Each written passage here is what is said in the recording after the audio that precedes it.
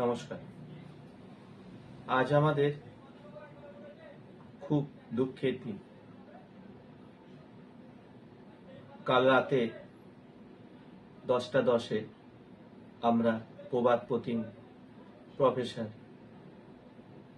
Doctor মণি ছেত্রীকে হারিয়েছি।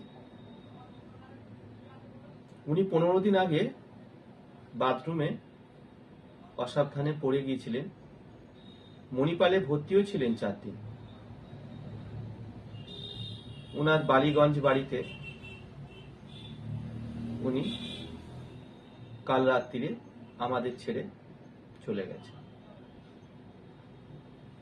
উনি এতটাই ভালো মানুষ ছিলেন আমাদের কাছে, আমরা কোনো প্রকারই ওনার এই ভালো মানুষটির ভাবটা বাইরে প্রকাশ করতে পারবো না।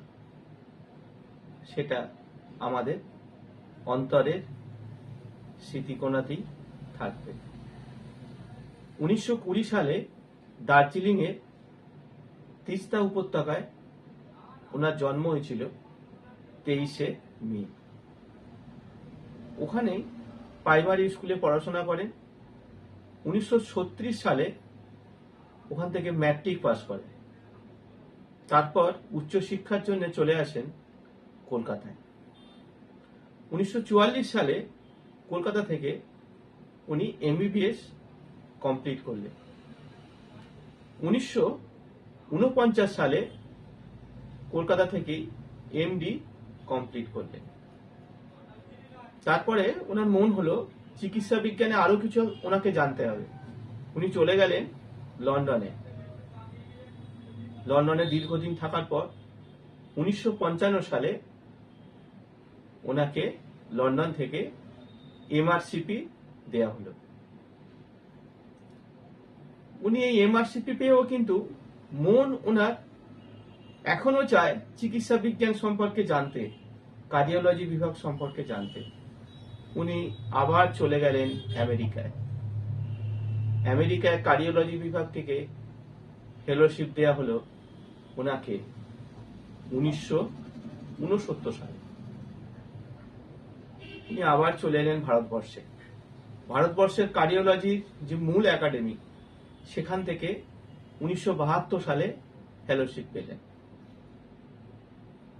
তিনি আবার চলে গেলেন লন্ডনে।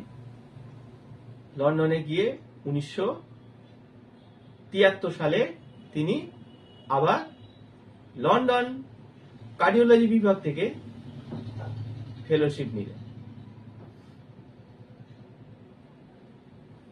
এনার এই যে শিক্ষা, চিকিৎসা বিজ্ঞান সম্পর্কে জানার আগ্রহ, এই প্রবাদ প্রতিম মানুষ, এই জন্য ভারত সরকার ওনাকে 1974 সালে পদ্মশ্রী দিয়েছিলেন। 1973 সালে লন্ডন থেকে চলে আসার পর চলে এলেন কলকাতায়। স্কুল অফ ট্রপিক্যাল মেডিসিনের দায়িত্ব নিলেন। তারপর আমাদের রাজ্যে ডক্টর বিধান রায় যখন মুখ্যমন্ত্রী হলেন, ডক্টর মণি ছেত্রীকে উনি SSKM এ কর্ণধার হিসাবে রাখলেন বা সুপার করলেন।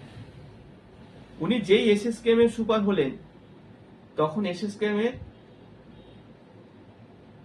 আমূল পরিবর্তন হলো। আস্তে আস্তে বিভাগ উৎপন্ন হলো। ICU, ITU, তারপর কার্ডিওলজি বিভাগ, নেফ্রোলজি বিভাগ, ডায়াবেটিস,